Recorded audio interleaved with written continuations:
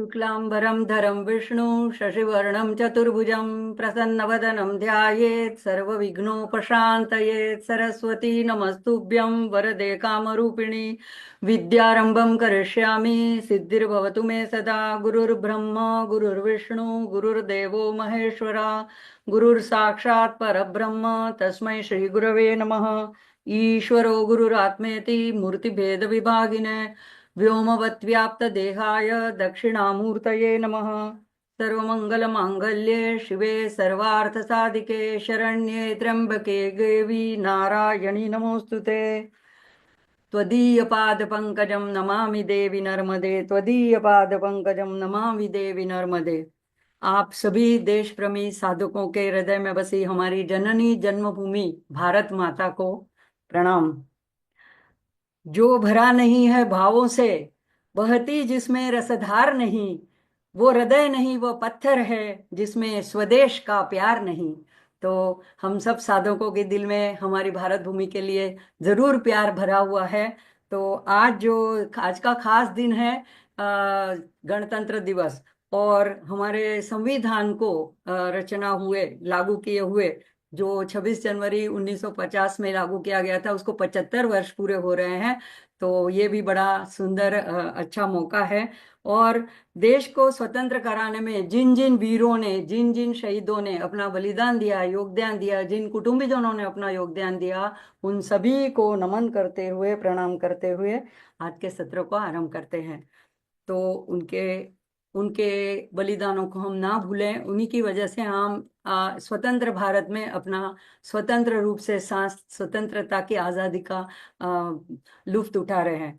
तो देखो, सप्तशती में एक आता है, या देवी सर्वभूतेषु मातृरूपेण संस्थिता। ये हम सब बोलते भी है, नमस्तस्ये नमस्तस्ये नमस्तस्ये नमो नमः। अब मुझे इस पे विचार आया, क्या सर्वभूतेषु, क्या भूतेषु मतलब सिर्फ इंसानों के बारे में कहा गया होगा? भूतनाथ जैसे शिव को कहा जाता है, तो भूत यानी हम सामान्य रूप में ऐसे समझते हैं कि सारी पृथ्वी पर जितने मनुष्य हैं, स्त्री पुरुष, इनको हम भूत में गणना करते हैं, भूत यानी प्राणी मात्र। लेकिन दूसरा एक ऐसा है कि वो जो अष्टमूर्ति है, तो उसमें पंच महाभूत आते हैं, सूर्य चंद्र और यजमान, ये शिव जी की अष्टमूर्ति है। तो मेरे विचार में इनका भी विचार करना चाहिए। तो मातृ रूपेण क्यों कहा गया होगा? तो यहाँ पे देखो, पृथ्वी तत्व जो है, तो उसमें हम समावेश कर सकते हैं हमारी जननी जन्मभूमि भारत माता। तो हम, हमारे देश की संस्कृति, हम भारत को, अपनी जन्मभूमि को माता कहते हैं। दूसरी जो है, तो हमारी, हमको जन्म देने वाली हमारी माता, वो हमारी जननी है, उसको हम माता कहते हैं। तो देखो, शास्त्रों में भी आता है कि पहले मातृदेवो भव, फिर पितृदेवो भव, गुरुदेवो भव, अतिथि देवो भव, ये सब भी बाद में आता है, पहले मातृदेवो भव आता है। तो ये हमारी दूसरी हो गई माता। तीसरी हमारी गौ माता। अगर पशुओं में देखे, गौ माता। अगर वनस्पति में देखे तो तुलसी माता। और अगर जल तत्व में देखे, जैसे पृथ्वी तत्व ऐसे जल तत्व, तो गंगा मैया। यमुना को तो महारानी कहा जाता है, तो वो यमुना मैया। और अगर अग्नि में कहे तो सूर्य देवता के अंदर जो शक्ति है सवित्रु देवी, तो गायत्री माता। और अगर वायु यानी प्राण शक्ति जो है, तो हमारे अंदर शरीर में अगर शक्ति ना हो तो शरीर शव बन जाएगा, तो यही होता है हमारी गौरी माता, यानी पार्वती, शिव की अर्धांगनी, शिव की शक्ति, अभिन्न शक्ति। तो हमारी आरती में भी रहता है, गौ गंगा गायत्री गौरी गीता माँ। तो ये जो सब माताएं हैं, इनको सबको इंक्लूड करके कहा गया है कि या देवी सर्वभूतेषु मातृ रूपेण संस्थिता। अब आकाश यानी तो सर्वत्र, सब पृथ्वी जिसमें सब कुछ समाया गया है। तो यहाँ पे इन सब माताओं को हम प्रणाम करते हैं हमारी संस्कृति में। उसमें ऐसी एक जो अमर अजर और मोक्षदायिनी ऐसी है नर्मदा माता। तो पिछले सत्र में हमने नर्मदा परिक्रमा के सामान्य नियम के बारे में देखा था कि उसमें सबसे पहले परिक्रमावासी आरती करते हैं, नर्मदाष्टक करते हैं। लेकिन अभी जो दूसरा अध्याय मेरा शुरू हुआ, उसमें मैंने एक चीज और जानी कि इसके साथ साथ एक खास जो भजन है, वो भी ये नर्मदाष्टक के बाद में गाया जाता है। तो आइए हम पहले माँ की महिमा हमें जाननी है, तो पहले ये भजन गा करके हम माँ का आह्वान करेंगे। बहुत सरल शब्द है। और कोई भी मेरे साथ आप लोग भी गा सकते हैं। तो यहाँ पे स्क्रीन पे आप देख सकेंगे, बहुत सरल शब्द है। तो ये सामान्य जो नियम है उसमें ये भी एक नियम आता है कि नर्मदा अष्टक के बाद में ये भजन गाया जाता है। तो हम गा के माँ को आह्वान करेंगे। मैया अमर कंटक वाली तुम हो भोली भाली, हो मैया अमर कंटक वाली तुम हो भोली भाली। तेरे गुण गाते हैं साधु, तेरे गुण गाते हैं साधु, बजा बजा के ताली। मैया अमर कंटक वाली तुम हो भोली भाली, मैया चार भुजा धारी तुम हो भोली भाली। बुरे नगर पर किन्हीं सवारी, हाथ कमल का फूल, सबको देती रिद्धि सिद्धि, सबको देती रिद्धि सिद्धि, हमें गई क्यों भूल। मैया अमर कंटक वाली तुम हो भोली भाली, मैया चार भुजा वाली तुम हो भोली भाली। नहीं हमारा, नहीं हमारा कुटुंब कबीला, नहीं हमारा कुटुंब कबीला, नहीं मात और तात, हम तो आए शरण तिहारी, हम तो आए शरण तिहारी, शरण पड़े की लाज। मैया अमर कंटक वाली तुम हो भोली भाली, मैया अमर कंटक वाली तुम हो भोली भाली। निर्धनियों को धन देती माँ, अज्ञानी को ज्ञान, निर्धनियों को धन देती माँ, अज्ञानी को ज्ञान। अभिमान का मान घटाती, अभिमानी का मान मिटाती, खोती नाम निशान। मैया अमर कंटक वाली तुम हो भोली भाली। तेरे गुण गाते हैं साधु, बजा बजा के ताली। मैया अमर कंटक वाली तुम हो भोली भाली। लाखों पापी तुमने तारे, लगी न पल की देर, अब तो मैया मेरी बारी, अब तो मैया मेरी बारी, कहाँ लगा दी देर। मैया अमर कंटक वाली तुम हो भोली भाली, मैया अमर कंटक वाली तुम हो भोली भाली। मैया चार भुजा धारी तुम हो भोली भाली। तेरे गुण गाते हैं साधु, बजा बजा के ताली। मैया अमर कंटक वाली तुम हो भोली भाली, मैया अमर कंटक वाली तुम हो भोली भाली। तो ऐसे अमरकंटक वाली मैया को परिक्रमावासी हमेशा सुबह शाम जब आरती करते हैं तो बजा बजा के कीर्तन से आनंद से माँ को बुलाते हैं और माँ को कहते हैं अब देर नहीं लगाना, अब मेरी बारी है, मुझे भी पाप मुक्त कर दो, मुझे भी मोक्ष दिला दो। तो ऐसी जो मैया है उस मैया का हम गुणगान करते हैं। अब इसका महिमा गान करने से पहले, जैसे पिछले सत्र में भी मैंने बताया था, माँ को जो है अपने महिमा गान से भी अपने भक्तों का महिमा गान ज्यादा पसंद होता है। भगवान की यही रीत होती है, वो अपना उनको नहीं चाहिए कि हम उनको बटर लगाएं और उनका महिमा गान करें। अगर उनके भक्तों का जब मान बढ़ता है तो भगवान उसी में राजी होते हैं। तो ऐसे ही एक अनन्य भक्त हुए जिसके पिछली बार सिर्फ मैंने जिक्र किया था, तो वो है श्री गौरी शंकर महाराज। अब उन्होंने अपना सारा जीवन जो है वो माँ नर्मदा की परिक्रमा में बिता दिया है। और उनके गुरु थे श्री कमल भारती जी। तो कमल भारती जी आज से 300 350 साल पहले हुए हैं। और जो नर्मदा परिक्रमा की परिक्रमा मार्कंडेय ऋषि द्वारा चल पड़ी थी, लेकिन बीच में जो रुक गई थी या लोग उसको भूल चुके थे, उसको पुनर्जीवित ये कमल भारती जी ने किया। तो उन्होंने नर्मदा पुराण के आधार पर इसका विधि विधान किया कि ये शास्त्रोक्त रीतियां 3 साल 3 महीने और 13 दिन में कंप्लीट करनी चाहिए। तो इसमें कौन से तीर्थ में कितने दिन निवास करना चाहिए, इसका सारा उन्होंने विवरण दिया था। और उन्होंने इस तरह की 3 परिक्रमा की थी उस जमाने में। सोचो वहां पे झाड़ी कांटे जंगल, कुछ खाने पीने की व्यवस्था नहीं, आश्रम ने, ऐसे जमाने में उन्होंने 3 परिक्रमा ऐसी की थी। और तभी गौरी शंकर महाराज भी उनके साथ चलते थे। अब जब उनका देह विलय हो गया तो अपने गुरु के पद चिन्हों पे चलते हुए उन्होंने भी सोचा कि मुझे भी ये परिक्रमा कंटिन्यू रखनी चाहिए। अब अपने को जो आनंद मिला वो और अधिक से अधिक लोगों को मिल पाए, इसलिए उन्होंने क्या किया कि बड़े साधु संतों की जमात इकट्ठा की, तो सभी को साथ में लेके चलते थे। अब इनके ऊपर तो नर्मदा मैया की पूर्ण कृपा थी, उनको साक्षात्कार भी हुआ था, तो इनकी बात अलग थी। तो ये बिल्कुल चिंता नहीं करते थे कि इतने लोगों को चल के लेकर के चलते हैं तो कैसे क्या किया जाएगा। तो ये सारी जमात चल पड़ती थी। और गौरी शंकर महाराज ने ऐसी जो परिक्रमा, जो 3 साल 3 महीने 13 दिन की, कितनी की होगी? 12। यानी अगर आप जोड़ो हिसाब तो पूरे 40 साल, यानी उनके जीवन भर उन्होंने परिक्रमा, मैया के किनारा छोड़ा ही नहीं। अच्छा, दूसरी बात, कभी मैया के जल के अंदर प्रवेश नहीं करते थे। वो इतना माँ का मान करते थे, आदर करते थे, संकोच करते थे कि जल मंगवाते थे और बहुत दूर जा करके अपना स्नान वगैरह क्रिया करते थे, जल के अंदर पद अपने चरण नहीं रखते थे।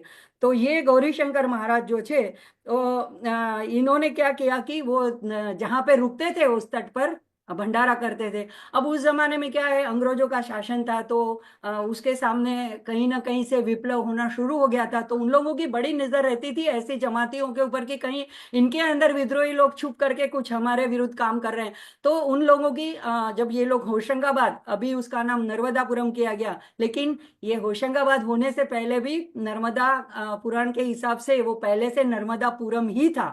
तो बीच में उसका नाम बदल दिया गया था, अब फिर से उसका नाम नर्मदापुरम किया गया है। तो वहां पे जब ये जमात रुकी थी, तब ये अंग्रेज कमिश्नर वहां से जबलपुर से आकर के वहां पे रुका और देखने लगा, निरीक्षण करने लगा कि क्या हो रहा है। अब उसने देखा कि इतना बड़ा भंडार है, उसमें कई हाथी घोड़े भी चलते थे, इतने साधु संत चलते थे और सबका खाना पीने की व्यवस्था बराबर होती थी। बल्कि घी में तले हुए पूड़ियाँ और जिसको हलवा बोलते हैं हम लोग, शीरा बोलते हैं, वो परोसा जाता था। तो इसको शंका हुई कि नजदीक जरूर ये लोग कहीं से चोरी वगैरह लूटमारी करके ये धन छुपा के रखते हैं और इसी से ये सब कारोबार चलता है। अब उसने आकर के महाराज जी से बड़ी मतलब अपने पोजीशन से हिसाब से उग्रता से और उद्धताई से पूछा कि महाराज जी, क्या ये आप सब, आपका सब ये जमात का कार्य की किस तरह से चलता है?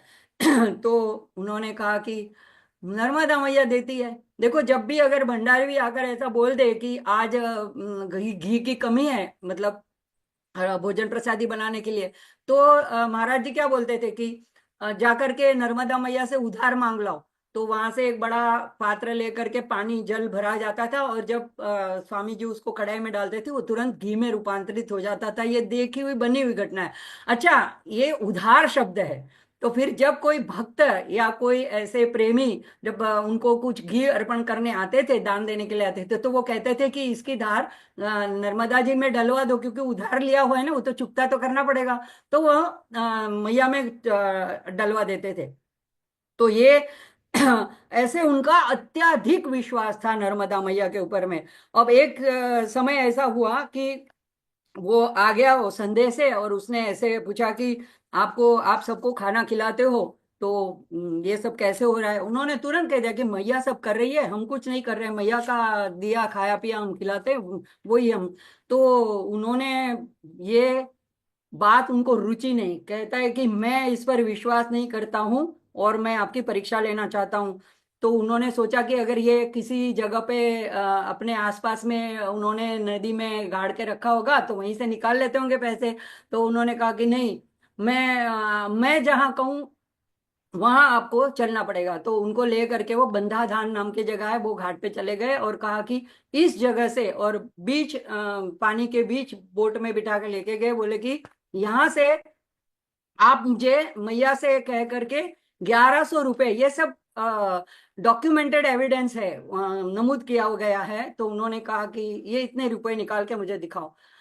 अब ये बेचारे इतने नर्मदा के मतलब भक्त थे, माँ को इतना चाहते थे, उन्होंने हाथ जोड़ के माँ से प्रणाम किया और बोला कि मैं कभी आपके जल में मैंने प्रवेश नहीं किया है, लेकिन इन सबके कहने पर आज मैं आपके जल में प्रवेश कर रहा हूँ। ऐसे करके छपाक से उन्होंने छलांग लगा दी पानी के अंदर। हो जैसे ही डुबकी मारी, तुरंत हाथ में एक सिक्कों से भरी थैली लेकर के वो बाहर आ गए। अब आ करके उन्होंने उस कमिश्नर के हाथ में थैली थमा दी। अपने तो खुद ने गिना भी नहीं, और सबके सामने, यहाँ पे सैकड़ों लोग उपस्थित थे किनारे पे, बोट पे, सबके सामने रुपए गिने गए और वो पूरे 1100 निकले, तब वो कमिश्नर शर्मिंदा हुआ, उनके पैर पड़ा, माफी मांगी, और उसने ये सारा किस्सा। अच्छा देखो, अंग्रेजों में ये बात भी है कि अगर उनकी भूल होती है तो उन लोग माफी भी मांग लेते हैं, उसमें वो लोग पीछे नहीं करते हैं, कोई दम नहीं करते हैं। उन्होंने ये सारा किस्सा इंग्लैंड में अपने मुख्य कार्यालय में लिखकर भेज दिया। वहां के लोग आश्चर्यचकित हुए, क्योंकि अपना ही आदमी अगर लिख के भेजता है तो इसमें सत्यता है। तो उन्होंने ताम्रपत्र के ऊपर एक सनद लिख दी कि ये जो गौरी शंकर महाराज है, ये उनकी भाषा में उन्होंने कहा कि पादरी, जैसे उनका हाईएस्ट जो पुजारी होते हैं, तो ये लाल पादरी है, क्योंकि गेरुए रंग पहनते थे, तो बोले कि ये लाल पादरी है, इनको कहीं भी रोका नहीं जाए और इनको पूर्ण सुरक्षा दी जाए और किसी नर्मदा भक्त को, परिक्रमावासी को परेशान ना किया जाए, ऐसे। अब ये जो ताम्रपत्र में लिखा हुआ सनद है, वो आज की तारीख में मैंने वीडियो भी देखे। एमपी के नर्मदा परिसर में एक खोकसर गांव आता है, जहां पे गौरी शंकर महाराज की समाधि मंदिर है, वहीं पे उन्होंने समाधि ली है, वहां पे ये मौजूद है, सुरक्षित। तो ये हुआ कि ऐसे इस तरह से मैया उनके ऊपर प्रसन्न थी। अब एक बार क्या हुआ कि उन्होंने अब सोचा कि मेरा पूर्ण काम हो गया है, तो अब मुझे समाधि ले लेनी चाहिए। तो उन्होंने मैया, दो तरह की बातें आती है, एक बार उनको ऐसा भी लगा कि मुझे शिव जी के अभी दर्शन नहीं हुए, इसीलिए मुझे अभी जल समाधि लेनी चाहिए, और दूसरी तरह ऐसे भी बोलते हैं कि उन्होंने अपने से ऐसे सोचा। तो मैया सामने प्रकट हुई, और रात के बीच रात में जब वो समाधि लेने के लिए जल में चले जा रहे थे, तो उनको रोका और बाद में कहा कि तुम्हारी जमात में जो भंडारी है वही तो शिव जी है, आपने पहचाना ही नहीं, आपकी भक्ति से खुश होकर वो कितने दिनों से आपकी सेवा कर रहे हैं। तो उनकी स्टोरी जो है केशवानंद जी, हम फिर कभी करेंगे, लेकिन अब हम गौरी शंकर की बात करते हैं। तो फिर उन्होंने माँ से पूछा कि अब मुझे समाधि लेनी है, तो आप बताइए। तो माँ ने उनको आज्ञा दी कि तब वो जमात में चलते थे परिक्रमा में, कि हाँ अब आप जाओ खोकसर में और वहां पे आप जीवन समाधि लो।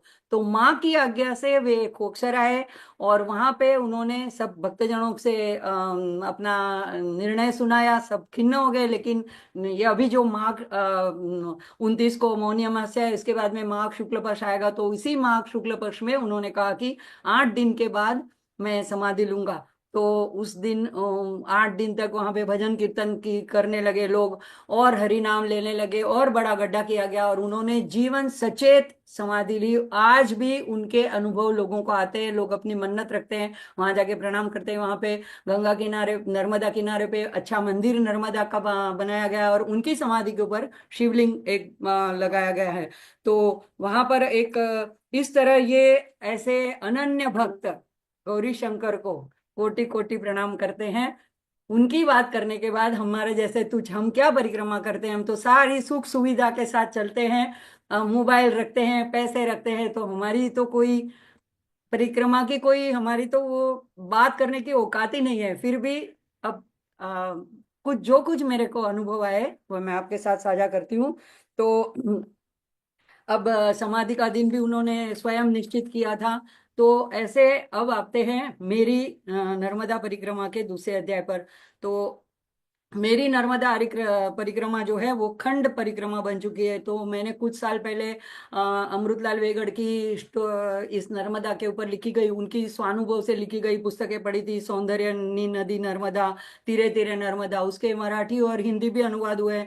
एमपी गवर्नमेंट ने तो उसको पाठ्य पुस्तक के रूप में भी मान्यता दी थी।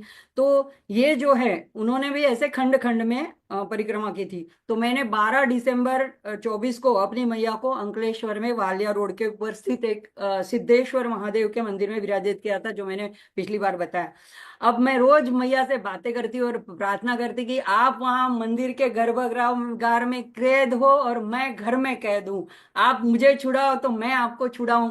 तो मुझे छुड़ाने के लिए आप कोई ऐसी योजना करो, कोई ऐसी व्यवस्था करो कि मैं भी निकलूं और आप भी निकलो मेरे साथ फिर से परिक्रमा में।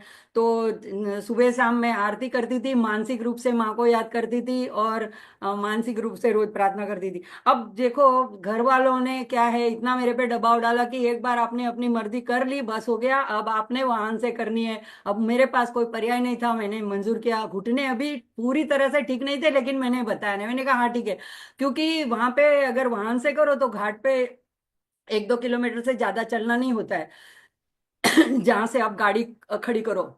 मैंने कहा ठीक है, इतना तो मैं कर लूंगी। और आखिरी के दिन मांधाता परिक्रमा करनी होती है, तो वो 13-14 किलोमीटर है। मैंने कहा ठीक है, मैं कर लूंगी। तो ऐसे करके अब देखो, घर से कोई साथ आने के लिए तैयार नहीं थे। अब कोई टूर वालों को अगर पकड़ो तो उनका ऐसा होता है कि वो अपना ही मतलब बिजनेस करने के लिए क्या करते हैं, उनकी होड़ लगी होती है। कोई कहता है मैं 18 दिन में करा दूंगा, कोई कहता है 15, कोई कहता है 12 दिन में करा दूंगा। तो सारा पूरा चक्कर 12 दिन में करा के आपको उनका पैसा लेके वो आप अपने रास्ते, वो अपने रास्ते। तो वहां पे पूरा आरामदायक अच्छी होटलों में रहना, अटैच बाथरूम वगैरह पूरे, मतलब सब सुख सुविधा के साथ, और नाश्ता 2 टाइम सब निश्चित। तो इसको मेरे तत्व के हिसाब से मैं परिक्रमा नहीं कह सकूंगी। वो एक परिभ्रमण हुआ या एक धार्मिक यात्रा हो सकती है, पर्यटन हो सकता है। तो मेरे को उन लोगों के साथ नहीं जाना था। अब अगर फिर मेरे को अपने नियोजन के हिसाब से अगर करनी है, तो मुझे ऐसा कोई ड्राइवर चाहिए कि जो सिर्फ मैं चलना अवॉइड करूं और एक स्थान से दूसरे तीर्थ स्थल तक गाड़ी से जाऊं, वहां पे मैं दर्शन करूं, पूजा अर्चा करूं, फिर आगे चलूं। तो इस तरह से मैं करना चाहती थी। अब मुझे मेरी गति से ऐसा नियोजन करना था। और तो अभी पहले मैंने जो फासला किया था वो सारा मैंने पैदल किया था। तो बस अब यही था कि वो जो 2 तीर्थों के बीच का फासला है वो मैंने कार से करना है। तो इस तरह से आश्रम में रहना, जमीन पर सोना, आश्रम में जो मिले वो खाना, ये सारे नियम पाल करके अपना दंड कमंडल लेके इसी तरह से और नर्मदा जल का पान करते हुए मुझे करनी थी। तो आखिरकार जो लोग पहले मुझे परिक्रमा में मिले थे, उनका जो ड्राइवर था वो मेरे से बहुत मतलब आदर रखता था। तो बात बात में मेरी खबर भी लेता था कि माताराम अभी आप निकले हो, अभी आपके पैर ठीक हो गए। तो मैंने कहा नहीं, बस ड्राइवर की कमी है। तो अभी उसने अच्छे भावना से अपने एक मित्र को सजेस्ट किया जो उसके ही गांव में रहता था, कहने लगा कि वो अपने आपको करा ला सकता है। तो मैंने कहा अभी इस आदमी को जानती हूँ, तो इसका मित्र है तो कोई बात नहीं। तो हमने वीडियो कॉल से बात भी करी। फिर 2 दिन के बाद वो आदमी कहने लगा कि मैं, आप अकेले हो, बड़ी उम्र के हो, तो मेरी पत्नी भी आपके साथ चलेगी कि वो आपकी सेवा करेगी। अच्छा, हमने वो भी मंजूर किया कि चलो कोई बात नहीं। अच्छा, सारा खर्चा तो हमने ही देना था, तो उन लोगों ने सोचा अपनी भी परिक्रमा हो जाएगी। ठीक है, फिर थोड़े 2 दिन के बाद बोला कि नहीं, मेरी पत्नी नहीं आ रही है, मेरा भाई आ रहा है। असल में वो भाई भी नहीं था, वो उनका मित्र था, वो दोनों यंग थे। ठीक है। अब अब उन्होंने, मैंने अपना पूरा प्रोग्राम बता दिया कि मेरे इतने 18-19 दिन लगेंगे, उसमें मुझे मौनी अमावस्या के दिन या बड़े दिन, जो सोमवती अभी प्रदोष आता है, ऐसे दिनों में मैं रुक जाऊंगी बड़े तीर्थों में। उस दिन मैं नहीं चलूंगी। और मुझे 5 तारीख को, जो 4 तारीख को नर्मदा जयंती है, तो वो मुझे ओमकारेश्वर में करनी है। तो ठीक है बोला। तो बोले कि मैं 22 को निकलना चाहती थी। बोले नहीं नहीं, फिर आप ऐसा करो, जल्दी निकलो, मुझे 3 तारीख को वापस आना है, मेरे गांव में मेरा कोई फंक्शन है। मैंने कहा ठीक है, मैं, आप मुझे 2 तारीख को ओमकारेश्वर पे छोड़ देना, फिर वहां पे मैं 3 दिन रह लूंगी, फिर वहां से इंदौर फ्लाइट करके मैं वापस आ जाऊंगी। बोला नहीं नहीं, मैं आपको 5 तारीख को आके इंदौर एयरपोर्ट पे भी छोड़ दूंगा। ठीक है, ये सब बात तय हो गई। हमने एडवांस पैसे उसको उसके बैंक के खाते में ट्रांसफर कर दिए। और तय था कि उन्होंने 12 तारीख को निकलना है, मैंने 14 को निकलना है। अब एन वक्त पे टिकट लो तो अंकलेश्वर की टिकट नहीं मिली, तो मुझे शताब्दी की भरूच की टिकट मिली। तो ठीक है, वहां से आधे घंटे का रास्ता है। हमने कहा कि आप लोग, हमको 10 बजे गाड़ी पहुंचती है, तो वहां पे आके ले लेना, मेरे पास सामान रहेगा। अभी इस बार इस वक्त मैंने सोचा कि अब मैंने कपड़े धोने की ऐसी सब झंझट नहीं करनी है, तो ज्यादा कपड़े ले लिए। तो सामान भी, हालांकि बैग नहीं ली थी, लेकिन झोले जो थे वो हैवी थे, और घुटनों की वजह से मुझे उठाने में तो दिक्कत थी। तो बोले नहीं नहीं, आप माता राम चिंता नहीं करो, हम पहुंच जाएंगे, हम 9:30 को पहुंच जाएंगे, हम 9 बजे पहुंच जाएंगे। मैंने कहा अगले दिन आप आ जाइए उसी विस्तार में। अब देखो मैया कैसी परीक्षा लेती है। मैं तो अपने भरोसे में 14 तारीख संक्रांति थी, तो बैठ गई शताब्दी में। और जैसे वो जिस मंदिर में मैंने रखी थी अपनी मैया को, तो वहां पे जो पुजारी थे, सत्येंद्र शुक्ला जी, हालांकि वो पुजारी ऐसे पुजारी नहीं थे। जब पुजारी को कोई अड़चन आती थी, सूतक वगैरह आता था, तो उसकी बदली में वो वहां पूजा करते हो। जिस वक्त मैंने मैया रखी, उस वक्त वो वहां पे कार्य कर रहे थे, आरती वगैरह कर रहे थे। बहुत सहृदय और बहुत सालस, और ऐसे सज्जन इंसान मैंने नहीं देखा, मुझे तो उनमें ही माता का रूप दिखा। तो वो थोड़े दिन पहले मैंने उनसे भी बात करी कि अभी मैं मेरा तय हो गया, मैं लेने आ रही हूँ। बोले कोई बात नहीं। अच्छा, मैं इतने दिनों में वीडियो देखा करती थी कि लोग क्या करते हैं, कहाँ पे कन्या पूजन करते हैं। तो जैसे लोग वहां जहाँ पे एक दो दिन ठहरते थे, तो वहां पुजारी से बोल करके कन्या पूजन का इंतजाम पुजारी कर देता था, और हम उनको पैसे दे देते थे। तो इस तरह से होता था। अब मैं भी सोच रही थी कि अगर मेरा भी कोई ऐसा प्रोग्राम नियोजन हो जाए तो अच्छा है। अब ये शुक्ला जी ने सामने से मुझे कहा कि माताराम, आपने परिक्रमा खंड की है, तो अब उठाने से पहले आप कन्या पूजन और ये पूजन करके भोजन करा के फिर चले। मैंने कहा "हाँ, लेकिन तो मैं बोली मैं क्या बना के लाऊं, शीरा वगैरह बना के लाऊं"। बोले आप कोई चिंता मत करो, सब इंतजाम यहाँ हो जाएगा। तो उन्होंने, उनके घर वाले, मतलब उनकी पत्नी, उनके बेटे की बहू, उन लोगों ने मिल करके हलवा, यानी हम लोग जिसको शीरा बोलते हैं, वो पूरी वो भी घी में तली हुई, और छोले, ये सब उन्होंने प्रिपेयर करके रख दिया था। तो बोले आप 10 बजे उतरोगे तो 11 बजे तक आप यहाँ पहुंच जाओगे, जब तक हम कन्याओं को बुला के रखेंगे। तो आप पूजन वगैरह कर लेना, और यहाँ से शिव जी की पूजा करके आप 12:30 तक निकल जाना, बाद में मंदिर भी 12:30 को बंद हो जाएगा। मैंने कहा ठीक है। अब जब मेरे हस्बैंड ने फोन किया, तो वो लोग आराम से, दोनों ड्राइवर कहते हैं, मतलब ड्राइवर और उसका जो साथीदार, कि हम तो रास्ते में हैं, पहुंच नहीं पाएंगे। अब एक क्षण तो ऐसा लगा कि अब उतर के क्या करना है फिर मेरे हस्बैंड ने उन शुक्ला जी से फोन किया, तो बोले आप बिल्कुल चिंता ना करें, हम यहाँ से मैया जी को ले करके मंदिर तक ले आएंगे। तो देखो, मैं तो सोच में ही पड़ गई, कौन आदमी जिसका मेरा कोई संबंध नहीं, मैंने उसको कुछ भी हेल्प नहीं करी है, सिर्फ उन्होंने मेरी मैया रख ली। तो उन्होंने ये सारी भी तैयारी करी, कन्याओं को भी बुला के रखा। अब देखो मैं लेट पहुंचू, तो अब जिन्होंने अपनी अपनी बच्चियों को संक्रांति के दिन वहां मंदिर में भेजा है, वो कितने देर तक रुकेगी, छोटी छोटी कन्याएं। तो वो बेचारे छुट्टी के दिन अपने एक मित्र को लेकर के, वो भी बड़ी उम्र के थे, उन्होंने अपनी नई गाड़ी काढ़ी, निकाली, और मुझे लेने आए। बोले आप 4 नंबर पे रैंप पे वहीं से आ जाना। अब मैं पहली बार जा रही थी, फिर मैंने कहा त्योहार का दिन है, तो मैंने कहा हाँ हाँ, मैं, मेरे पास सामान ज्यादा है, मैं कुली करके उस तरफ आ जाऊं। बोले आज के दिन कुली नहीं मिलेगा, ठीक है आप प्लेटफॉर्म में जहां उतरो वहीं रुकना। अब मैं उतरी और वहां रुकी, अभी मैं देख ही रही थी कि किसी कुली को पकड़ूं, तब तक वो शुक्ला जी मेरे सामने प्रत्यक्ष से। अब वो भी बड़ी उम्र के थे, हालांकि मेरे से थोड़े छोटे थे, लेकिन वो भी बड़ी उम्र के थे। और उन्होंने मेरे दोनों झोले उठाए। मुझे इतना बुरा लगा, लेकिन मैं खुद उठा नहीं पा रही थी। मेरे पास एक रक्षक भी था छोटा सा, तो और दंड कमंडलू भी था। तो उन्होंने रैम करके 4 नंबर से हम इस तरफ आए, उन्होंने उसके अपने फ्रेंड की गाड़ी निकाली, और हम लोग मंदिर पहुंचे। 10:40 तक हम पहुंच गए। वो लेने आए इसलिए। और ये लोग हमको बार बार फोन करते रहते हैं, कहाँ से आए, अभी कहाँ पहुंचे, कौन सा मोड़ ले। तो ये शुक्ला जी उनसे बात करके समझा रहे थे, वो समझ ही नहीं पा रहे थे।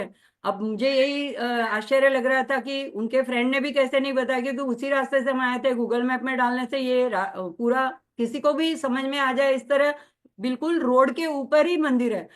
फिर भी वो लोग 12 बजे तक नहीं पहुंचे। अब जैसे परिक्रमा में सबसे पहला नियम होता है, किसी पे गुस्सा नहीं करना, किसी के साथ अपशब्द नहीं बोलना, किसी को नाराज नहीं करना। तो ये सारी पहली परीक्षा थी कि अपने माइंड को कूल रखना। अगर बॉम्बे में ऐसी कोई बात होती तो हम इतना मतलब मगज गर्म हो जाता था कि तुमको इतनी बार बोला था, अगले दिन भी बोला था, 10 बजे वहां पर तुम बोल रहे थे हम 9 साढ़े को आ जाएंगे, और फिर भी नहीं आए। चलो कोई बात नहीं, ये सारे मामला वहां पे कन्या पूजन बहुत अच्छी तरह से हो गया। 15 कन्याएं थी, एक बटुक था। और इन लोगों ने सारी थाली वगैरह की अरेंजमेंट, पानी, बकेट, सबके पैर धुलाने का, कुमकुम वगैरह, मेरे पास सारा पूजा का सामान था। मैंने पहले मंदिर में शिव जी की पूजा कर ली, उसके बाद में सारी कन्याओं का पूजन करके उनको भोजन करवाया, दक्षिणा दी। सारी कन्याएं बहुत खुश हुई। और इसके साथ साथ जो मंदिर में आते थे, तो दो जनों ने और देखा कि यहाँ पे कन्या पूजन होने हैं, तो उन लोगों ने भी, वो जुड़ गए, उन्होंने भी दक्षिणा दी, तो बच्चे और खुश हो गए। तो बहुत अच्छी तरह से 12:30 तक कार्यक्रम हो गया। फिर उन्होंने कहा कि अब आप लोग भी भोजन प्रसादी ले लो। तो थोड़ा मुझे संकोच हुआ, बोले नहीं नहीं, अभी माँ का प्रसाद है। तो वो लोग अभी भूखे थे, ब्राह्मण, उनकी पत्नी बोले यहाँ के जो पुजारी हमारे घर भोजन करने आएंगे, लेकिन आप यहाँ पे भोजन करके प्रस्थान करो। तो मुझे और दोनों ड्राइवर को मंदिर में बिठा करके हमको उन्होंने भोजन प्रसादी करवाई। उसके बाद हम लोग मैंने अपना सामान जो मंदिर में रखा था बाहर है। अब देखो एक एक घड़ी में कैसी परीक्षा होती है, और कैसी हमारी जो इतने साल हमने सत्संग किया है, या जो सुना है, या जो हमने पढ़ा है, उसको हमने किस तरह से अगर अपने विचारों में आचरण में ले लाया है, इसकी कसौटी करती है माँ। वहां पे जैसे मैंने सामान निकाला, तो वो कहते हैं डिक्की में तो जगह नहीं है। अरे, फिर कहने लगे कि सीएनजी है। तो हालांकि उन्होंने अपने दोनों का सामान लाद रखा था, इसलिए डिक्की फुल हो गई थी, सीएनजी की वो टंकी भी थी, सिलेंडर भी था। तो बोले आप पीछे की सीट माताराम आपकी अपनी है। मतलब मुझे ऐसा लगा कि ये लोग मुझे ले जा रहे हैं या मैं इनको ले जा रही हूँ, यही मेरी समझ में नहीं आया।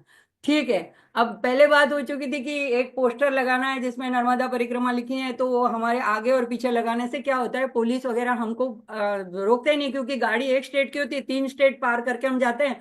सब लोग अच्छी तरह से मार्ग दिखाते हैं, हाँ ऐसे जाओ ऐसे नहीं करो।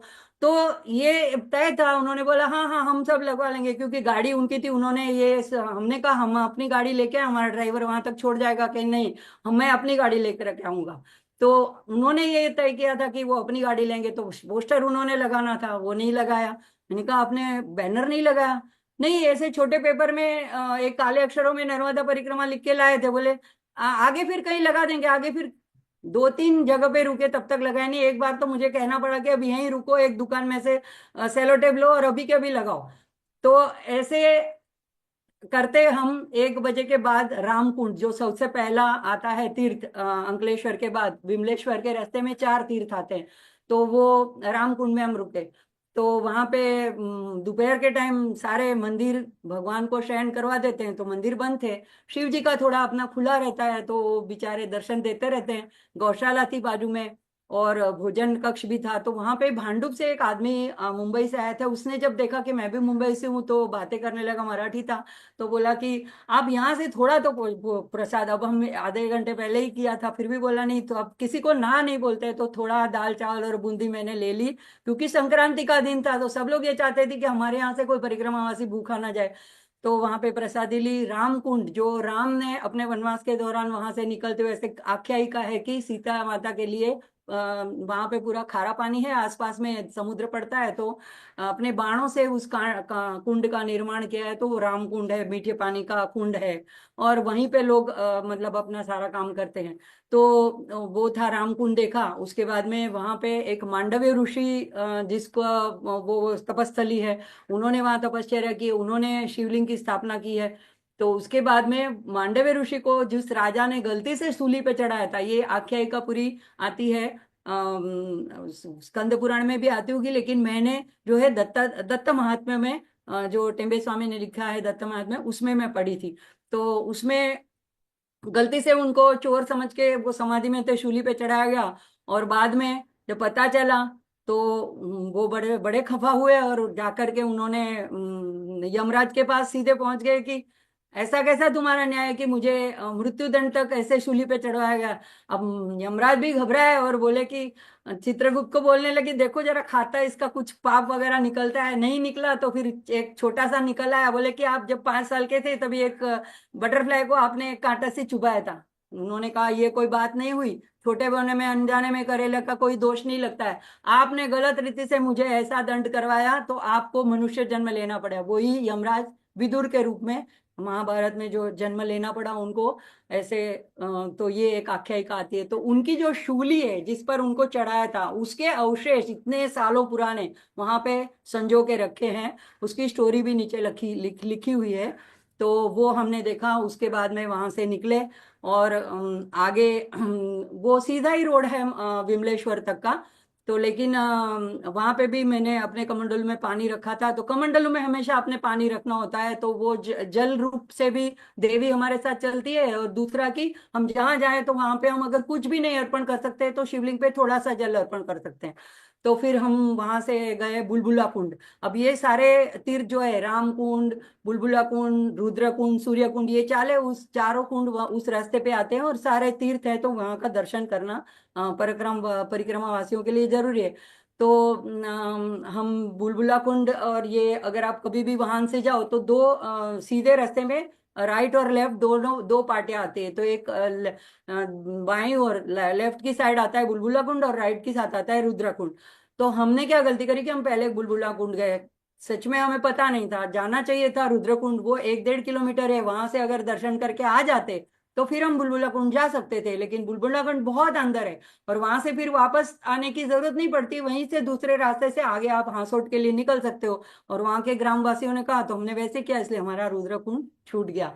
तो ये रुद्र कुंड जो है, वहां पे सोमेश्वर सिद्धेश्वर महादेव का बहुत बड़ा शिवलिंग है, और वहां पे भी परिक्रमा वासियों के लिए रुकने की जगह है। और रुद्र कुंड की खासियत है कि उसको साफ सफाई के लिए जब पूरा खाली किया जाता है मशीन लगा करके, अपने आप भर जाता है, और वो मीठे पानी का कुंड है। तो ये रुद्र कुंड हमारा तो छूट गया तीर्थ, हम लोग चले गए बुलबुला कुंड। अब बुलबुला कुंड की विशेषता ये है कि उसमें वो ठंडे पानी का कुंड है और खारे पानी का कुंड है। वहां पे रत्ना सागर के साथ प्रकट हुई है नर्मदा मैया बुलबुले के रूप में, यानी उसमें से ऐसे बुलबुले ऊपर आते हैं। अब वो है कश्यप ऋषि की स्थली। तो वहां पे कश्यप ऋषि जब साधना कर रहे थे, तो उन्होंने, आसपास के लोग बहुत रोगग्रस्त, चमड़ी के रोगों से पीड़ित थे, तो उन्होंने शिव जी की आराधना की, कोई कोई उपाय बताइए। शिव जी ने कहा कि आप नर्मदा मैया की प्रार्थना करो।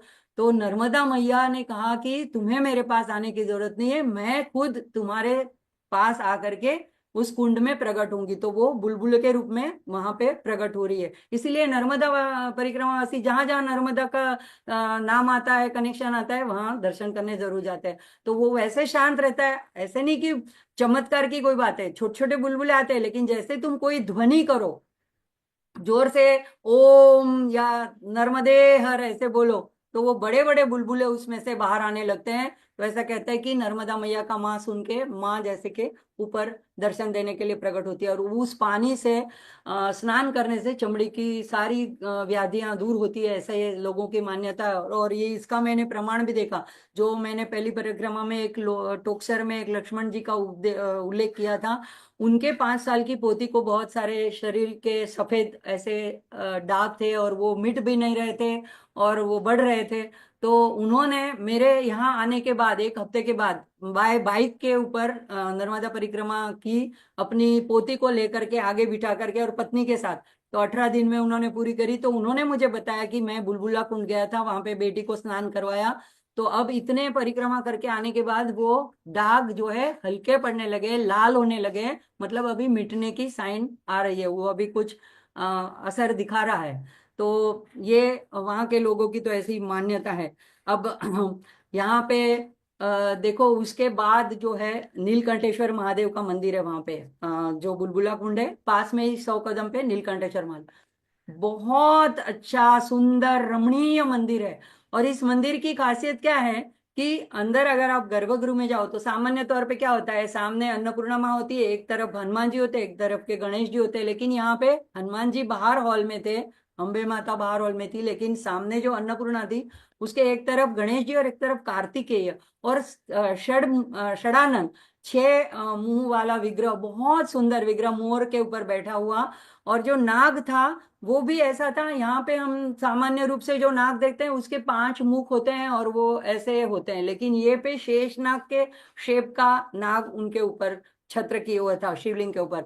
और एक बाएं कोने में 14 ऐसे नाग और पड़े थे। अब उसकी कहानी क्या थी, क्यों इतने नाग पड़े थे, ये हर एक जो वहां पे विजिट करता है, मैंने उनके वीडियो में देखे कि वो नाग वहां पे पड़े, लेकिन वहां पे बताने के लिए महंत जी हाजिर नहीं थे। वो 14 जनवरी थी, इसलिए भी कोई ज्यादा लोग भी नहीं थे, परिक्रमावासी थोड़े थे, अपने वो कक्ष में आराम कर रहे थे। तो उसके बाद वहां पे भी मैंने जल चढ़ाया अपने कमंडलू से, रुद्री की, और पूजन वगैरह किया, और फिर वहां से हम निकले और पीछे के रास्ते निकले, इसलिए हमारा वो छूट गया सामने रुद्रकुंड। वहां से हम आए तो रास्ते में तुरंत हमारी गाड़ी को रोको रोको रोक करके लोग खड़े रह गए। वो देखा तो मालधारी लोग थे। मालधारी यानी जो हमारे गुजरात के साइड में होते हैं, जैसे ब्लू वाला कपड़ा करते हैं, वो ऐसे जो बूढ़े जो बोलते हैं जो पशु वगैरह धन को चराते रहते हैं, तो उनको मालधारी बोलते हैं। एक जगह से दूसरे जगह जाते रहते हैं और दूध का वगैरह व्यापार करते हैं। तो वो लोग वहां ठहरे थे अपना आश्रम, मतलब छप्पर जैसा लगा के। तो उन्होंने हमको कहा कि नहीं, आप चाय पी के जाइए, और चने और गुड़ और गांठिया, ये वो लोग मतलब दोपहर के नाश्ते के लिए देते थे। और दो लोग मिलके वहां पे बड़े, इतने बड़े वो जो बोलते हैं ना, उसमें मथ रहे थे दही। तो जो स्त्रियां जो हम लोग वृंदावन में या यशोदा मैया के चित्र में देखते हैं, वैसा ही वहां पे था। और वो अगर किसको चाय नहीं पीनी हो तो छाछ दे देते थे। तो ऐसा वो प्रसादी लेकर के हम आगे चले। फिर हासोट में आता है, वहां पे सूर्य कुंड। तो ये सूर्य कुंड है, सूर्य देव ने वहां पे पूजा करी थी और जल प्रकट किया था। सभी देव देवता, यक्ष, गंधर्व, राक्षस, ऋषि मुनि, सभी की तपस्थली है। एक एक जगह के साथ एक एक ऋषि मुनि या एक एक देवता जुड़े हुए हैं, इसीलिए सब तीर्थ क्षेत्र है। तो वहां पे जीवणेश्वर महादेव है। और वहां पे उस वक्त जीर्णोद्धार का कार्य चालू था, और दोपहर का टाइम होता है तो मंदिर बंद होता है, पुजारी बंद करके चले जाते हैं। तो हमने बाहर से दर्शन किए। वहां पे हंसेश्वर मंदिर है हांसोट में, वो हमारा छूट गया।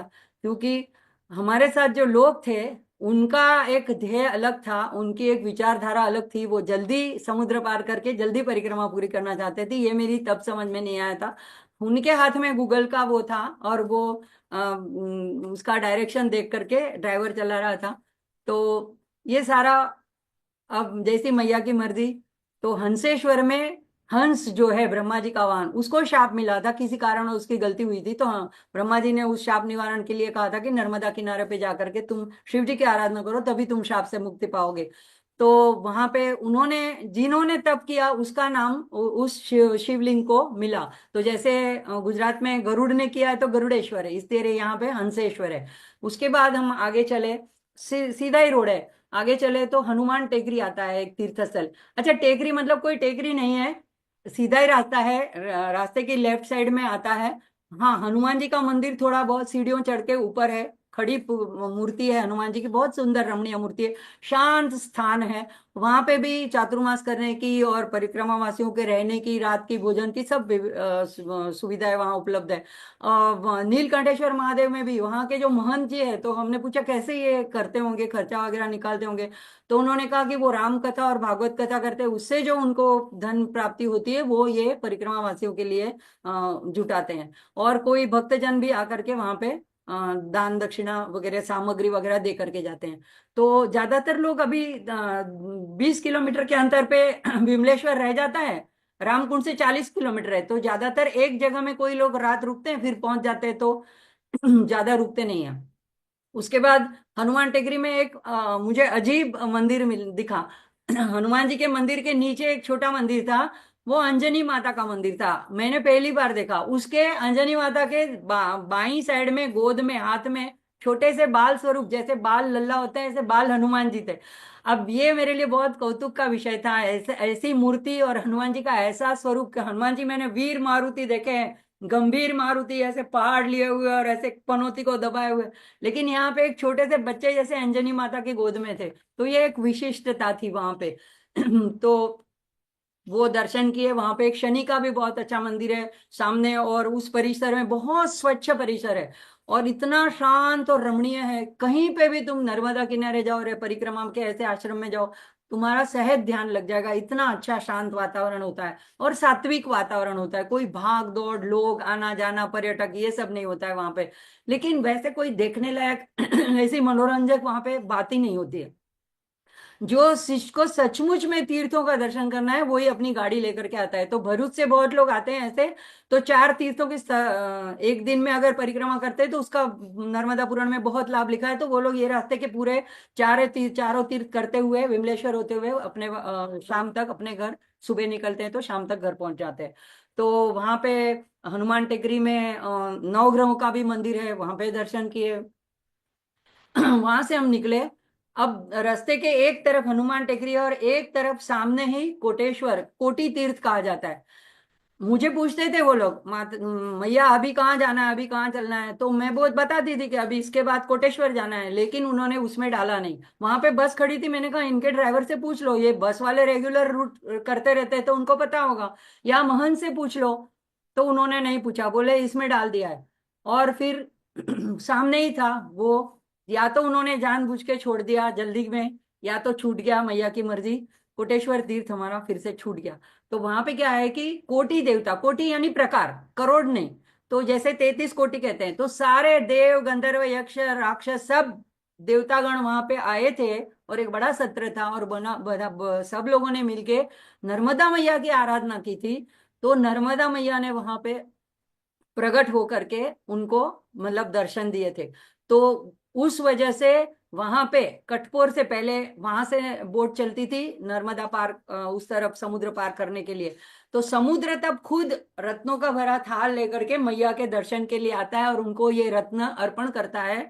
तो मैया उसको रत्न सागर नाम देती है, इसलिए वहां के जो हम लोग अरबी समुद्र बोलते हैं, लेकिन वहां पे बोलते हैं रेवा संगम रत्ना सागर। तो रत्ना सागर नाम मैया ने उसको दिया है, ऐसी आख्यायिका है।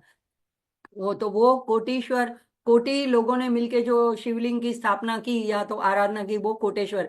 ऐसा कहा जाता है कि अगर आपने अमरकंटक से लेकर के यहाँ पर विमलेश्वर में किसी भी ज्यादा तीर्थों का अगर दर्शन नहीं किया, लेकिन अगर कोटेश्वर में दर्शन पूजन किया है, तो सारे बीच में के तीर्थों का पुण्य फल प्राप्त होता है। लेकिन मैया की इच्छा नहीं होगी तो हमारा वो छूट गया। और मैं इसीलिए बता रही हूँ कि अगर कोई ये सुन करके अगर कल को वाहन से जाने की उनको प्रेरणा जगे, तो ये सारा उनसे ना छूटे। इसलिए पहले रुद्रकुंड जाना, फिर बलबुला कुंड जाना। पीछे के रास्ते जाओ तो भी पहले हंसेश्वर मंदिर जाना, फिर सूर्यकुंड जाना। हंसेश्वर पहले आता है, सूर्यकुंड बाद में अंदर चल के आता है।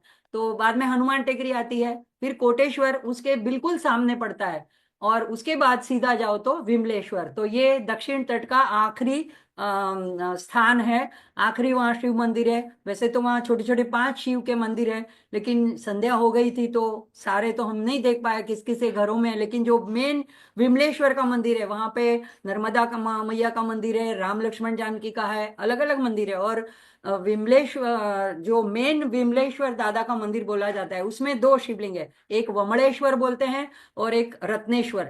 तो वमलेश्वर जो है उसकी खासियत क्या है, शिवलिंग बहुत बड़ा है, लेकिन उसके अंदर एक गड्ढा है, और उस गड्ढे में से 2 इंच का ऐसा गहरा गोल गड्ढा है, उसमें से अंदर से मीठा जल सतत आता रहता है धारा के रूप में। और शिवलिंग इस तरह से, गड्ढा थोड़ा साइड में, तो शिव के ऊपर उसकी मतलब उसके ऊपर उसकी अपनी धारा प्रकट करता रहता है। तो जैसे हम देखते हैं त्र्यंबकेश्वर में अंदर से ही उद्भवता है, पानी आता है। तो यहाँ पे ये तो शिवलिंग के अंदर से ही आता है, और वो ही पानी हमको पुजारी जी चरणामृत के रूप में देते हैं। अब उस हम लोग 4:30 को ही वहां पहुंच गए थे। और ये पूर्णिमा का दूसरा दिन था, तो भरती तो रात में आने वाली थी, और जब भरती लगती है तभी बोट चलती है। तो तब तक कुछ करना नहीं था। तो मैंने आसपास में देखा, तो दीवार के उस तरफ, मंदिर के दीवार के उस तरफ एक धतूरे का पेड़ था, और इतने सारे धतूरे लगे थे। मैं सुई दोरा हमेशा अपने साथ रखती हूँ, तो मैंने सारे फूल तोड़े, उसकी कलियां, बड़ी बड़ी कलियां तोड़ी, जो हम हनुमान जी को माला चढ़ाते हैं। और तब तक सारे परिक्रमावासी ऐसा बस दर्शन कर करके, फोटो निकाल के अपने अपने आश्रम में अपनी अपनी जगह पे सेट हो गए थे। और पूरे मंदिर में मैं अकेली थी, और भगवान थे, और दूसरी तरफ एक पुजारी, उनको शाम की आरती करनी थी, उसकी तैयारी करते थे। तो मैंने, जो हम यहाँ पे करते हैं पुराणोक्तर रूप से, ओम भवाय न, ओम शर्वाय नमः, तो वो 11 बार बोल के, वहां पे एक बेल का झाड़ भी था। अच्छा, बेल का झाड़ तो कभी मेरी आंखों से चूक ही नहीं सकता। और मैं भगवान को बोल देती हूँ कि देखो, यहाँ पूछने के लिए कोई नहीं है। जैसे भगवान ने माखन की चोरी की थी, तो ऐसे ही समझो कि मैंने बेल की चोरी की है, और वो भी आपके लिए की है। मैं यहाँ किसको पूछने जाऊं।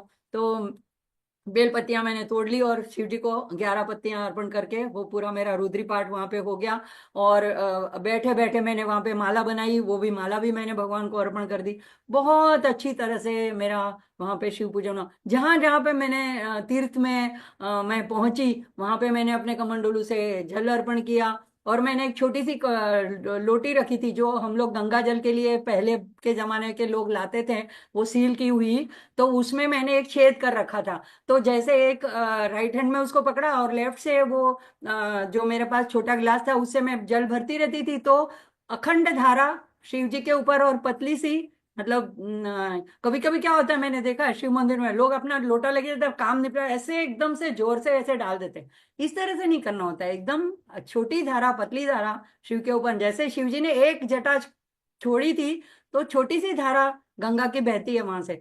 तो इस तरह से बहुत अच्छा पूजन किया। उसके बाद में वहां पे भजन हुआ, नर्मदा मंदिर में आरती हुई, तब मुझे ये भजन पता चला कि ये नर्मदा अष्टकम पे बाद में ये वाला भजन ये लोग गाते हैं, और परिक्रमावासी को सबको याद है, ये लोग भी ये गाते हैं।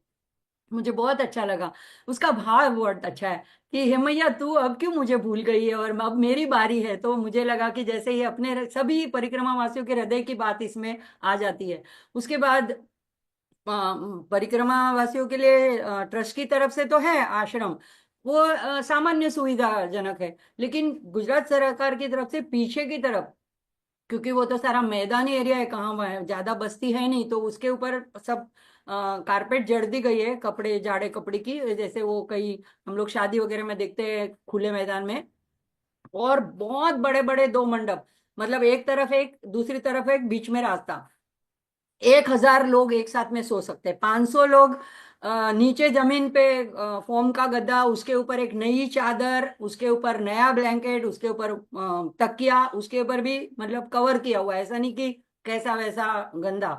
और 500 पलंग लोखंड के फोल्डिंग वाले, उसके ऊपर भी गद्दा वगैरह सब, ऐसे दो ए और बी विभाग। और पीछे टॉयलेट वगैरह की पूरी सुविधा थी। तो और पूरा सीसी कैमरा और पूरी सिक्योरिटी, तो कोई भी अगर अकेली भी कोई व्यक्ति करती है मेरे जैसी, तो भी कोई डर की बात नहीं, इस तरह की संपूर्ण व्यवस्था है। और वहाँ पे पैदल परिक्रमावासियों के लिए 250 रुपये है, और जो का वाहन से करते हैं उनके लिए 500 रुपये फी है बोट की। पहले बहुत कम थी, लेकिन अभी वो वहाँ के ट्रस्टी बताते थे कि ये होड़ हो गई है सब मार्केटिंग, तो इसका भी वो जो बोलते हैं ना क्या, वो लीलाव जैसा होता है, तो किसी ने 1 करोड़ में ये ठेका लिया, तो अब उसको अपना पैसा तो निकालना है, तो उसने 4 बड़ी बोटें रखी है, गवर्नमेंट नहीं रखी है। तो पहले 50-60 यात्री जाते थे, अब एक साथ में 150-200 जाते हैं, तो चाहे 1,000 लोग भी इकट्ठा हो जाए तो भी एक साथ में सारों को ले जाते हैं, उस पार पार करवा देते हैं। तो हमको 1:30 बजे वो जगाने के लिए सिक्योरिटी आ जाता है, जब नाव आ जाती है और भर्ती का टाइम होता है, तो जहां जहां लोग सोए होते हैं उनको जगा देते हैं। अगर कोई बोलता है कि नहीं हम दोपहर में जाएंगे, मतलब 12 घंटे के बाद दूसरी भर्ती आती है, तो कोई बात नहीं, ऐसा कोई जबरदस्ती नहीं, आप टिकट ले लिया है तो आप कोई भी बोट से जा सकते हो। तो हम लोग सुबह की बोट से चलने वाले थे, तो 2 बजे हम लोग वहां पहुंच गए, उसके बाद 3:15 बोट चली। अब हम लोग आखिरी में पहुंचे थे, तो बोट पूरी भर गई थी। तो इसीलिए मशीन के ऊपर ऊपर से होकर के मैंने देखा कि कैबिन के साइड में थोड़ी सी जगह थी, एक कपल बैठा था, उन्होंने मेरी थोड़ी जगह दे दी। तो वहां पे जो नाविक वगैरह हैं वो गुजराती है, और ज्यादातर परिक्रमावासी मराठी और एमपी वाले हैं। तो मैंने गुजराती में उनसे उनका नाम पूछा, और मैंने बोला मेरी यादगिरी के लिए क्या मैं आपकी एक फोटो खींच लूं। तो इससे वो इतना मेरे साथ प्रभावित हो गया कि कहने लगा आप गुजराती हो, मैंने कहा हाँ। तो फिर थोड़ी देर के बाद बोला आप माता जी अंदर कैबिन में आ जाइए। अब देखो, ये मेरी जैसे मैया ने मदद कर दी। मेरे साथ वाले जो पहले गए थे उनको भी 7 जनों को कैबिन में जगह मिली थी, तो उन्होंने मुझे फोटो वगैरह वीडियो भेजे थे, बोले मैया आप नहीं आए, हमको कैबिन में जगह मिली। तो मुझे थोड़ा सा अफसोस हुआ था, अगर मैं भी थोड़ा जोर करके चली जाती तो मैं भी इनके साथ कैबिन में बैठ जाती। लेकिन देखो, वो जरा सी इच्छा मेरे मन में उत्पन्न हुई थी, वो भी मैया ने पूरी कर दी। और बाहर इतनी कड़ाके की ठंडी थी, इतनी जोर की हवा चल रही थी कि सारे लोग ठिठुर गए थे, इतना पैन ओढ़ के, वो लाइफ जैकेट पहन के भी। और मैं अंदर मस्त मजे में पैर लंबे करके अपने गद्दे पे बैठी थी। मैया जैसे मुझे एकदम ऐसे हाथ में फूल की तरह ले करके इस पार से उस पार ले गई। अच्छा, मेरे साथ जो एक कैबिन में और एक जने आखिरी में आए, वो थे सोमनाथ ट्रैवल्स के रवि दादा, महाराष्ट्र है डोंबिवली के। और आज बहुत सालों से वो ये टूर बस की चलाते हैं। उन्होंने जब मेरे बारे में सुना कि मैं पहले पैदल आई वगैरह, तो इतना प्रभावित हुए, तो बोले मैया जी आप इन दोनों को छोड़ दो, आप मेरे साथ चलो। अभी की बाकी की यात्रा आप मेरे साथ बस में करो। अब मैंने कहा अब इनके साथ तय हो गया है, लेकिन ये कोई माँ का इशारा था, मैं नहीं तभी समझ पाई। फिर उन्होंने कहा जब भी ये समुद्र पार करते हैं ना तो विष्णु का स्मरण करते हैं और विष्णु सहस्त्र नाम सुनते हैं।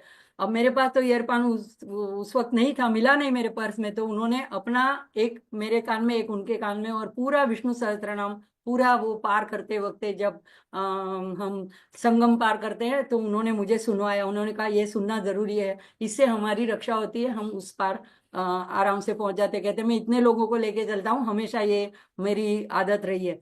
तो देखो, मुझे जो कुछ नहीं पता होता है मैया इस तरह से मेरे तक वो ज्ञान पहुंचाती है, मुझे अवेलेबल कराती है, मुझे सुनवाती है। अच्छा, मैं कभी भी विष्णु सहस्त्रनाम सुनती हूँ तो बीच में का ही सुनती हूँ, वो सुबह लक्ष्मी का, लेकिन आगे का और पीछे के फलश्रुति नहीं सुनती। वो इतना 30 मिनट का लंबा, लेकिन उन्होंने पहले से आखिरी तक मुझे सुनवाया, वो मैंने पहली बार सुना है। समुद्र के बीच में पार होते हुए थे, ऊपर चांदनी, और इतना अंदर सेफली बैठ के वो सुनते सुनते, मतलब सत्संग करते करते मैं इस पार आ गई। 5:30 को हम आ गए मीठी तलाई। और मीठी तलाई से जो समुद्र पंचक्रोशी की परिक्रमा होती है, उसमें 5 शिवलिंग है, बहुत प्राचीन। तो उसका दर्शन करते करते हमें आगे जाना था, लेकिन मुझे लगता है उसकी बात लंबी हो जाएगी, तो अ, अगले सत्र में ले लेंगे। लेकिन ये अध्याय बहुत जल्दी मेरा पूरा हो गया, तो इस वक्त मैं फिर से बम्बई में आ गई हूँ, और इसीलिए मैं आज का ये सत्र ले पाई। और अगली जो अधूरी कथा रह गई है वो अगले सत्र में ले लूंगी। हम ज्यादा टाइम किसी का, आज वैसे भी 26 जनवरी है, लोग घर में होंगे, छुट्टी होगी, सबको चाय बनानी होगी। तो मैया का देखो इतना पाठ पढ़ाना होता है कि हमारे जो इतने सालों सालों के हमारा जो स्वभाव बना होता है, हमारे विचार, हमारे पूर्वग्रह, हमारा गुस्सा, हमारा नाराजगी, हमारे कोई चीज को फेस वैल्यू पे एक्सेप्ट नहीं करना, कि हाँ ऐसा हो सकता है, ये सारे ग्रह जो है वो हमको निकाल देती है। तो विमलेश्वर का ये है कि वहां पे इतने तीर्थ थे, इतने इंद्र ने सबसे पहले तो त्रिशिरा के पुत्र का वध किया था, तो त्वष्टा के पुत्र त्रिशिरा का, तो इसलिए वो जो कलुषित, उसको ब्रह्मत्या का पाप लगा था, उसको वो उस दोष से छुटकारा पाने के लिए उसने कमलेश्वर की प्रार्थना की, आराधना की, तो उस दोष से वो विमल हुआ। इस तरह से अनेक ऋषि मुनि राजाओं ने अपने अपने, ये सारी कथा 226 नंबर के नर्मदा पुराण के अध्याय में विमलेश्वर तीर्थ का महात्म्य इस नाम से जो एक खंड है, अध्याय है, उसमें आती है। वहां पे वो उसका लगाया हुआ था पूरा लिखित रूप में। इसीलिए बता रही हूँ, मैंने नर्मदा पुराण पढ़ा नहीं है, हाँ इच्छा है, पढ़ लूंगी। तो इसीलिए उसका नाम, फिर भगवान ने अपना वहां पे वास्तव्य किया कि जो यहाँ पे मेरा दर्शन करेगा उनके दोषों से मैं मुक्त करके उनको विमल कर दूंगा, इसलिए उसका नाम विमलेश्वर। अब कभी अपभ्रंश होके कोई वमलेश्वर भी बोलता है, लेकिन सच में है विमल करता है, इसलिए विमलेश्वर। तो वो दक्षिण तट का आखिरी शिवलिंग था, आखिरी तीर्थ था। और एक दिन में ऐसे सारे तीर्थ करते करते दूसरे दिन सुबह प्रातः काल में 5:30, हालांकि पूरी रात जगे ही रहे थे, तो सत्संग करते करते, ईश्वर का नाम स्मरण करते करते मीठी तलाई तक पहुंच गए। अब उत्तर तट की जो आगे की यात्रा है उसका विवरण हम अगले में सुनेंगे। अब सत्र को समाप्ति की ओर बढ़ाते हुए, हम भी नर्मदा मैया से मैं भी प्रार्थना करती हूँ कि मेरे भी ये विमलेश्वर के दर्शन से मेरे अंदर जो कोई दोष है, जो कोई षड रिपु है, उनको दोषों को दूर करके मुझे भी विमल कर दो। और आपकी कथा महिमा में जो ये सुनाती हूँ, इसमें मेरा कुछ है नहीं, हमारी तो परिक्रमा को कोई गिनती नहीं है। ऐसे ऐसे लोग ऐसी ऐसी परिक्रमा बिना चप्पल से करते हैं, रास्ते नदी के कांठे के रास्ते से, कि उसकी गिनती में हमारी कुछ भी नहीं है। तो ऐसे माँ की महिमा बढ़ाने के लिए ही मैं कहती हूँ, अगर हमसे कुछ नहीं हो सकता है तो कम से कम उत्तर वाहिनी परिक्रमा कर लेनी चाहिए, तो जो अभी चैत्र महीने में आएगी। इतना करने से भी पूरी परिक्रमा का फल मिलता है। तो ये माँ की महिमा बढ़े, इसलिए मैं ये सारी बात अपनी सुनाना चाहती हूँ। तो इसी से मैं इस सत्र को समाप्ति की ओर बढ़ते हुए शांति प्रार्थना करेंगे हम सब।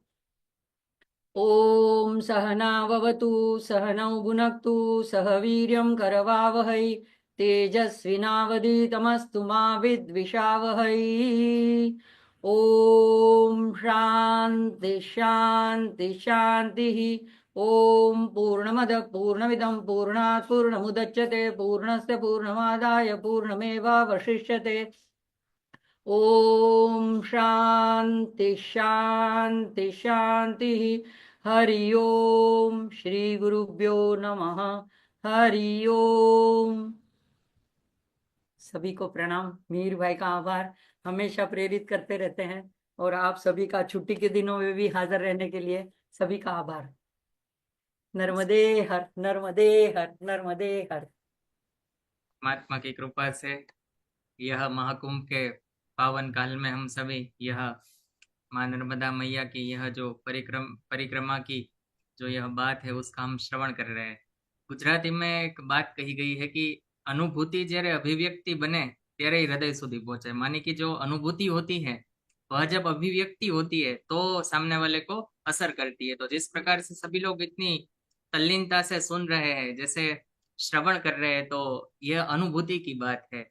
तो हम सबको यह श्रवण करने का अवसर प्राप्त हो रहा है माँ भगवती की कृपा से।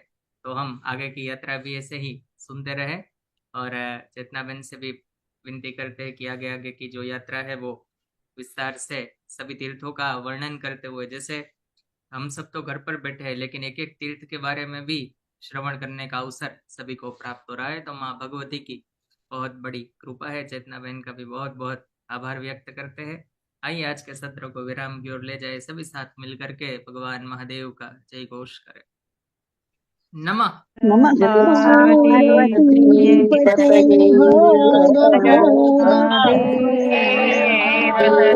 हर